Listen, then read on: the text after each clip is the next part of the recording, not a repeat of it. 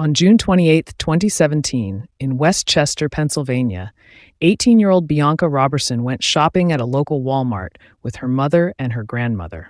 After they finished shopping, Bianca got into her own car and left the parking lot, planning to drive home. Sadly, she never made it there. That moment would be the last time anyone saw her alive. Bianca had just graduated from high school and was preparing to begin college in the fall. But not long after getting on the highway that day, her car suddenly swerved off the road and crashed into a ditch. When first responders arrived at the scene, they believed Bianca had died in the crash. However, when her body was examined during the autopsy, the medical examiner found something shocking: a bullet wound to her head. It was determined that Bianca had been shot, and the gunshot was what caused her to lose control of the vehicle and crash. This unexpected discovery stunned both investigators and Bianca's loved ones.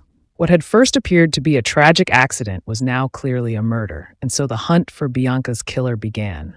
Who was responsible for ending the life of Bianca Roberson? This is her story.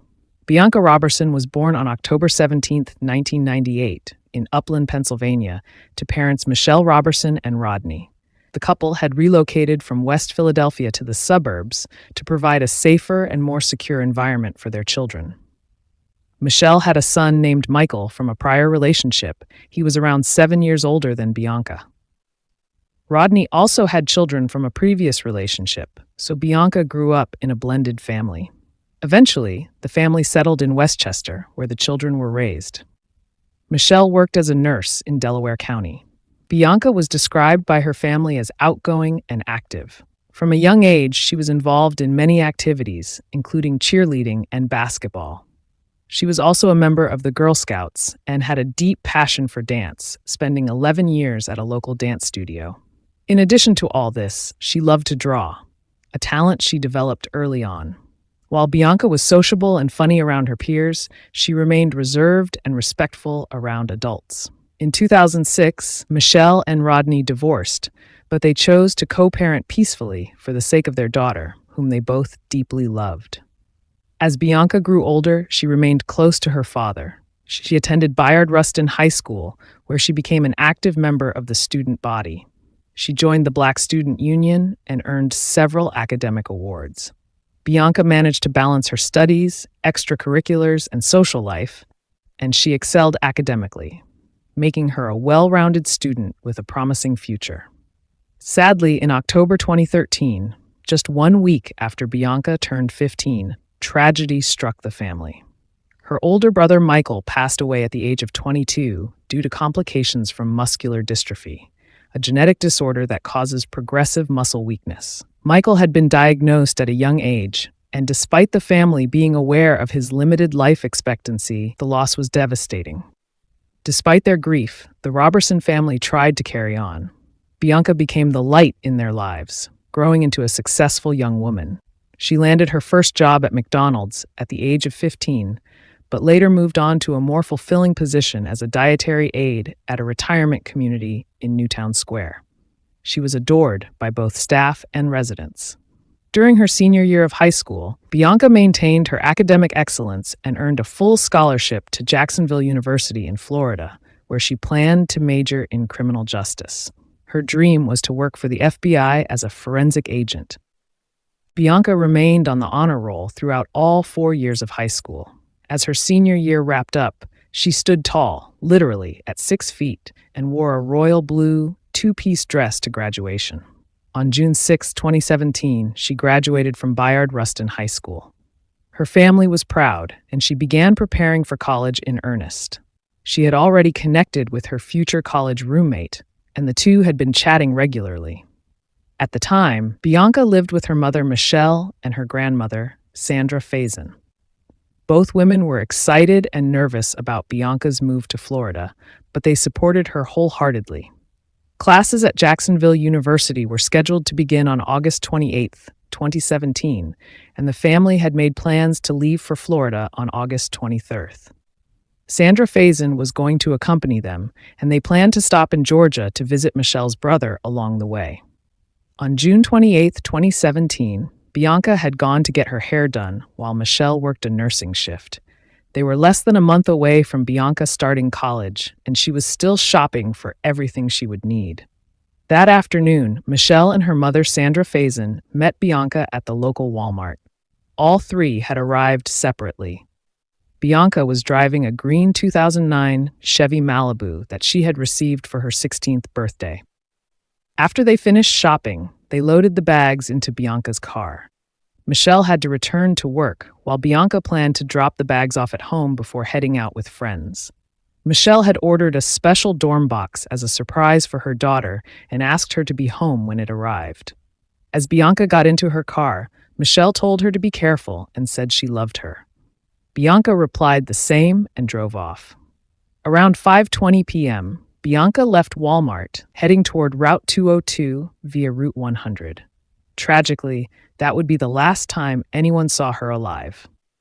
Just 11 minutes later, multiple 911 calls reported a single-car accident. Witnesses described seeing a vehicle heading southbound on Route 202 veer off the road, crash into trees, and end up in a ditch. Good Samaritans rushed to help, but they reported that the young woman behind the wheel was unresponsive and covered in blood.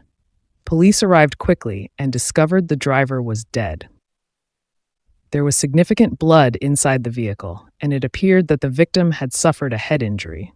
Investigators initially theorized that Bianca either struck her head on part of the car or was hit by a tree branch during the crash. Inside the vehicle, they found her identification, confirming the deceased was 18-year-old Bianca Nicole Robertson. When officers interviewed eyewitnesses, they received a critical piece of information. Someone had seen Bianca's car collide with a red pickup truck, which fled the scene. That changed the case from a single-car crash to a potential hit and run. Meanwhile, Sandra Faison was heading home around the same time and took the same route as Bianca. She noticed a detour caused by the accident, but never imagined that her granddaughter might have been involved. When she arrived home, she saw police waiting outside. It was unusual to see officers in their neighborhood, and Sandra had no idea what was going on. When she stepped out of her car, an officer asked if she was Michelle Robertson. She said Michelle was her daughter and asked what was wrong. The officers said they needed to speak with Michelle directly. Alarmed, Sandra called her daughter, who rushed home from work.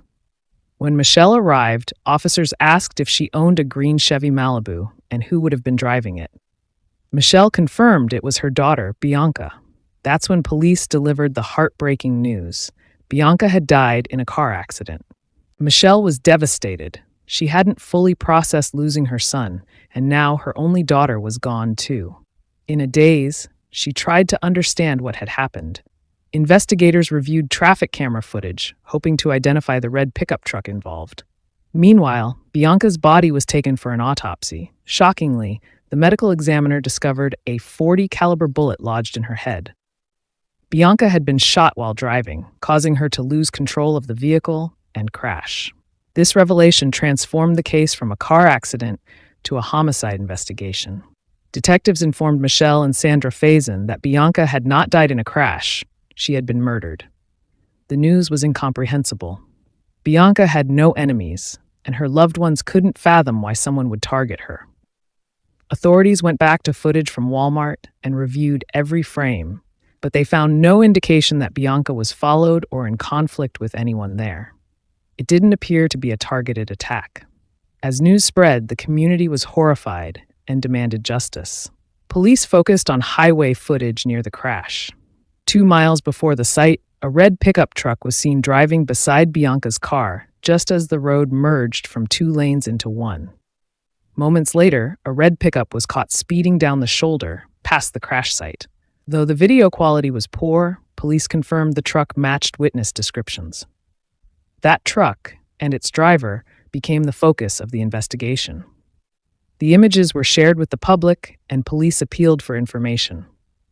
Eventually, a witness reported seeing both cars jockeying for the same lane. Another person claimed to see the red truck driving erratically after the incident, driven by a white man with sandy blonde hair and bugged-out eyes.